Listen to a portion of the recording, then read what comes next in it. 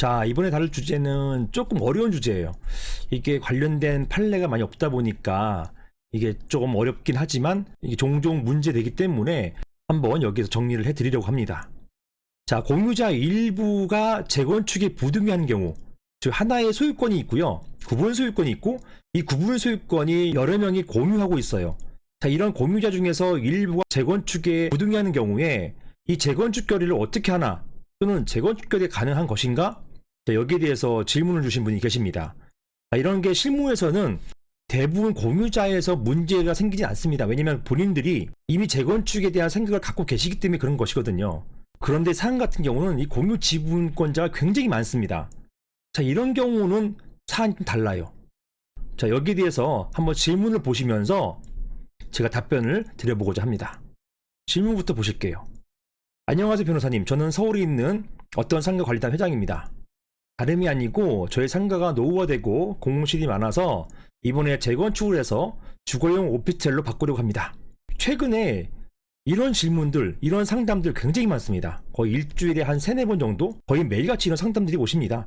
지금 너무 이제 공실이 많고 또 영업이 잘 안 되고 하니까 거기에 반해서 주거용 오피스텔이나 또는 주상복합 아파트 이런 게 너무 귀하니까 계속 손해만 볼 수 없어서 노후화된 상가 같은 경우를 주거용 오피스텔이나 주상복합 아파트로 바꾸려고 하시는 분들이 굉장히 많습니다. 자, 계속 보겠습니다. 그래서 재건축 추진 중에 있는데요. 다름이 아니고 저희 상가 2층이 구분 등기가 안 돼 있어서 전체 지분으로 되어 있습니다. 이 2층이 통으로 지분으로 되어 있다는 얘기예요. 즉 구분 등기 안 됐단 말입니다. 즉 전체로 따지면 2층 구분 소유자는 한 명인 셈이 되는 것인데요. 이러한 경우에 재건축 결의에 있어서 지분을 가진 2층 구분 소유자들의 재건축 결의는 어떻게 해야 되는 것인가요? 이런 질문을 주셨습니다. 자, 질문 주신 분이 잘 아시는 것처럼 전체 지분으로 되어 있지만 구분 소유자는 한 명이에요. 한 명의 구분 소유자, 구분 소유권 수는 한 개입니다.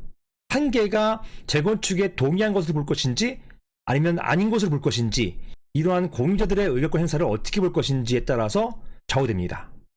한번 보시겠습니다. 먼저 관련된 법을 보시겠어요. 자, 이 건물은 상가 건물이잖아요. 이런 상가 건물은 집합 건물입니다. 그래서 이러한 집합 건물의 재건축은 집합 건물법, 즉 집합 건물의 소유 및 관리에 관한 법률, 여기에 따라서 재건축이 이루어지게 됩니다. 자, 보시는 것처럼 제47조가 재건축에 대한 일반 규정이에요. 보시겠습니다. 제1항.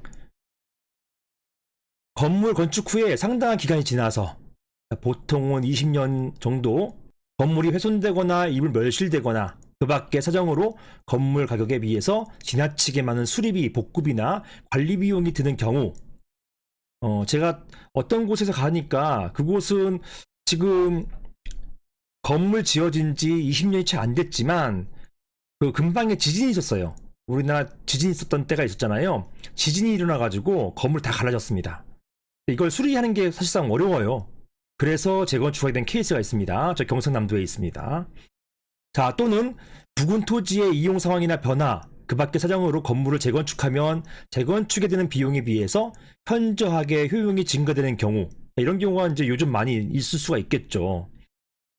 자, 관리단 집회는 그 건물 철거해서 그 대지를 구분 소유권의 목적에 대해 새 건물의 대지로 이용할 것을 결의할 수 있다. 다만 재건축 내용이 단지 내 다른 건물 구분 소유자에게 특별한 영향을 미칠 때에는 그 구분 소유자의 승낙을 받아야 된다 라고 되어 있습니다. 자, 그리고 이러한 1항의 결의는 구분 소유자의 5분의 4 이상, 미시예요, 그리고예요, 의결권, 이게 지분입니다. 구분 소유자의 5분의 4 이상과 의결권 지분의 5분의 4 이상의 결의에 따른다 라고 되어 있습니다. 그런데요, 이렇게만 규정되어 있어요. 그래서 이 구분 소유자가 공유자일 경우에는 어떻게 해야 된다라는 이런 규정이 없어요.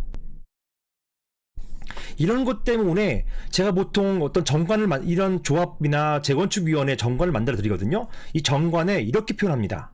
즉, 제가 이렇게 정관을 만들어 드리는데요, 제가 만든 정관 규정 하나를 떼왔습니다. 즉, 조합원의 자격으로서 하나의 구분 소유권이 다수의 공유에 속하는 때에는, 상가 같은 경우잖아요. 이 경우에는 다수인을 대표하는 한 명을 조합원으로 본다, 이렇게 되어 있고요. 이 경우 다수인은 대표자 한 명을 대표 조합원으로 지정하고 제 별지 이런 것들 제가 이제 대표 조합원 선임 동의서 이런 것도 만들어 드립니다. 이렇게 대표 조합원 선임 동의서를 작성해서 재건축 조합에 제출해야 된다. 그리고 조합원으로서의 법적 권한은 대표 조합원이 행한다. 이렇게 제가 정관을 만들어 드려요. 그래서 이런 정관에 참여하신 분들이 재건축에 관한 서면 결의를 해주시고, 이 서면 결의가 80%에 이를 때, 즉 구분 소유자와 지분의 80%에 이를 때, 그때 재건축 결의가 완성됩니다. 관련 집회를 통하기도 하지만 이러한 관련 집회를 서면 결의로 대체, 즉 가름할 수가 있어요. 이 판례가 인정합니다. 그래서 보통은 이렇게 조합원으로서 이렇게 정관을 수용하고 조합원으로 되신 분들이 재건축에 관한 서면 결의를 해주셔서 재건축이 완성되는 것입니다.